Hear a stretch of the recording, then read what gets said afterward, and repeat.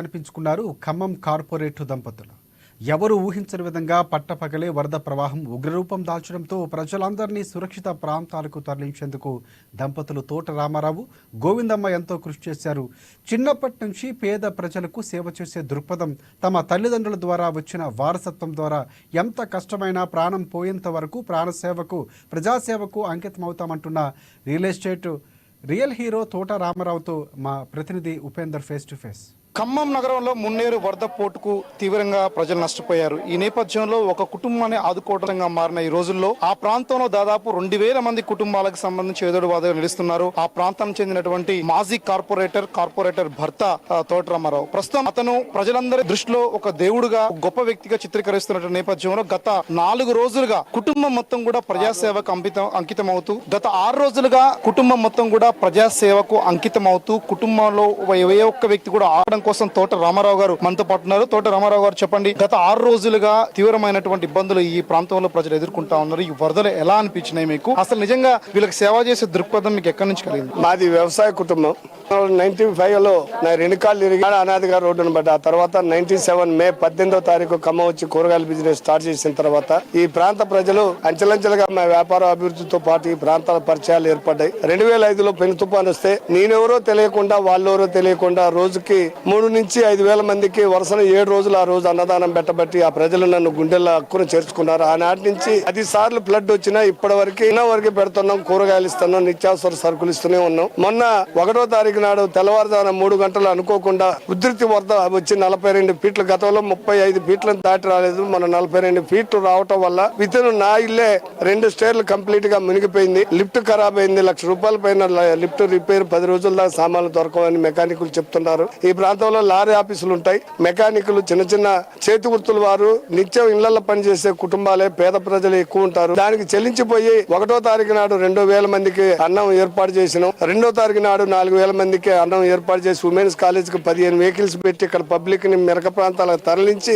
సేవ చేస్తూ, ఆ తర్వాత ఇప్పటికి 26 టన్నుల కూరగాయలని ఈ ప్రాంతంలో 3 వార్డుల పరిధిలో పంచాం. రేపు ఇంకా 10 రోజులైనాక, 5-6 రోజులైనాక అందరు ఇల్లు కడుక్కున్న తర్వాత నిత్యావసర సరుకులు 15 రోజుల పాటు నిత్యం నడుస్తూనే ఉంటుంది మా కుటుంబం తరపున. నాకు 2 బాబులు. ఒక బాబు అసిస్టెంట్ ప్రొఫెసర్, డాక్టర్ గారు 10 లక్షల రూపాయలతోటి ఇక్కడ ప్రాంత 2,000 కుటుంబాలకి చద్దర్లను, కండవలు, నోట్ బుక్స్ తీసుకొచ్చారు. రేపటి నుంచి అదిగాడ స్టార్ట్ చేస్తా ఉన్నాం. దాంట్లో భాగంగా నా పాప బ్యాంక్ మేనేజర్ అమ్మాయి 5 లక్షల రూపాయల ఆర్థిక సాయం చేసింది. ఈ ప్రాంతాన్ని చెల్లించి ఎవరింటికి పోయినా ఏమి మిగిలిన ఏడుపు తప్ప నిత్యం దాంట్లో రోటరీ క్లబ్, విద్యా సంస్థల అధినేతలు, ఆర్జేసీ లాంటి వాళ్ళు ఎంతో మంది మా కుటుంబాన్ని, మా ప్రజలను ఆదుకుంటారు. వాళ్ళకి మీ ద్వారా ప్రత్యేక ధన్యవాదాలు.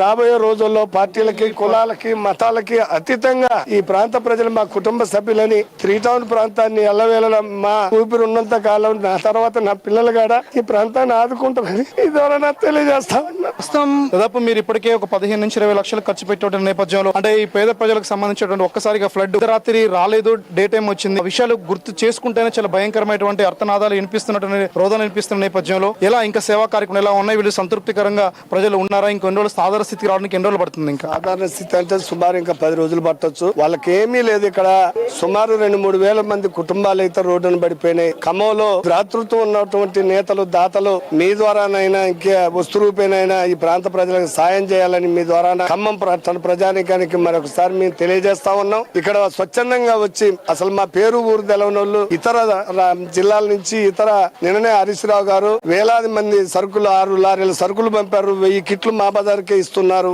అలా దాతలు, మన గాయత్రిరావు గారు నా డివిజన్ కే 500 కిట్లు ఇచ్చారు. కిరాణం 15 రోజులు సరిపోయే సరుకులు ఇస్తున్నారు. దాతలు ఎవరన్నా ఉంటే ప్రాంత ప్రజలకు సహాయ సహకారాలు అందించాలని, ఇక్కడ పట్టణ ప్రజలు ఒక వంతు అయితే ఈ ప్రాంత ప్రజలు మా కుటుంబ సభ్యులుగా వాళ్ళ ఇంట్లో ముళ్ళు గుచ్చుకున్నా, మా కంట్లో గుచ్చుకున్నంత ఇదిగా అందరికి కాపాడుకుంటూ వస్తున్నాం. భవిష్యత్తులో కూడా ఈ ప్రాంత ప్రజల్ని గుండెల్లో పెట్టుకుని మా పిల్లలు మేము చూస్తామని. వాటికి 6 రోజుల మట్టి నా కొడుకు ఇంటికి రాలేదు. వరద బాధితులకు సంబంధించిన వరదలు వచ్చినప్పుడు మీ కుటుంబం కూడా పూర్తిగా 70 మంది కుటుంబాన్ని అంటే 2వ ఫ్లోర్ లో వాళ్ళందరినీ కూడా వాళ్ళకి భోజనాలు అన్ని రకాల ఏర్పాటు చేశామని చెప్పేసి కుటుంబ సభ్యులు ఇస్తారని కూడా వాళ్ళు చాలా సంతోషాన్ని వ్యక్తం చేస్తున్నారు. వాళ్ళు ఎప్పుడు ఆ భయం గానీ, ఆ బెరుకు గానీ, కుటుంబం వరదల్లో చిక్కుకుంది, వాళ్ళకి ఏమైనా అవుతుందని భయం లేదా? వాళ్ళు అక్కడ ఉన్నా సరే ప్రజల కోసమే, ప్రజల రక్షణ కోసం మీరు తాపత్రయపడ్డారనేటువంటిది కూడా ఒక చర్చ నడుస్తాం. దీన్ని ఎట్లా చూడాలి?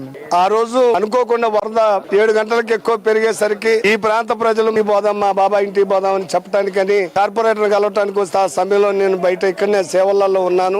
అదే సమయంలో 70 మంది చెప్పడానికని పైకి పోయిన వెంటనే ఇంటి చుట్టూ నీళ్లు తిరగటం వల్ల వాళ్ళు అక్కడ వరదలో చిక్కుకుపోయారు. వాళ్ళకి ఈ ప్రాంత కార్పొరేటర్ అయినటువంటి మా సతీమణి 2 రోజుల పాటు వాళ్ళకి పైన అన్నం ఏర్పాట్లు చేసి, కరెంటు లేకున్నా కొవ్వొత్తులతోటి అన్నం ఏర్పాటు చేసి వాళ్ళకి అన్నం మంచినీళ్ళు అందించి ఇంట్లో ఉన్న నీళ్లతోటే సరిచేసి ఆ 70 మంది 2 రోజులు పైనే ఉన్నారు. ఆ వాళ్ళకి కూడా అన్ని రకాలుగా ఆదుకుంటాం. భవిష్యత్తులో ఇలాంటి విపత్తులు ఏది జరిగినా మీ కుటుంబ సభ్యులు పెద్ద దిక్కుగా తోటరామారావు ఎప్పుడు ఉంటాడని ఈ ప్రాంత ప్రజలకి భరోసా ఇస్తున్నాం. ఈ రోజుల్లో అంటే కరోనా సమయం నుంచి ఇప్పటి వరకు కూడా అందరినీ ఆదుకున్నటువంటి నేపథ్యం కనిపిస్తున్నటువంటి నేపథ్యంలో ఈ రోజుల్లో కూడా ప్రజలందరూ అంటిపెట్టుకొని ఉండడం అనేది కూడా చాలా అభినందించదగిన విషయం. అమ్మానేసి కూడా ఇప్పుడు ప్రస్తుతం ఆయన మీద ప్రత్యేకమైన స్టోరీ చేస్తూ ఉంది. ఇలాంటి వ్యక్తులు ఆదర్శంగా నిలవాలని చెప్పేసి, ఇంకా పేద ప్రజలకి కష్టంలో ఉన్న ప్రజలందరూ కూడా అనేక మంది కూడా ఆదుకోవాలని చెప్పేసి తోట రామారావు దంపతులు వారి కుటుంబం అలాగా అందరూ ఆదర్శంగా నిలవాలని చెప్పేసి కూడా మనం సూచిస్తా ఉన్నాం. ఇది ఖమ్మంలో ఉన్నటువంటి తాజా 48వ డివిజన్ పరిస్థితి.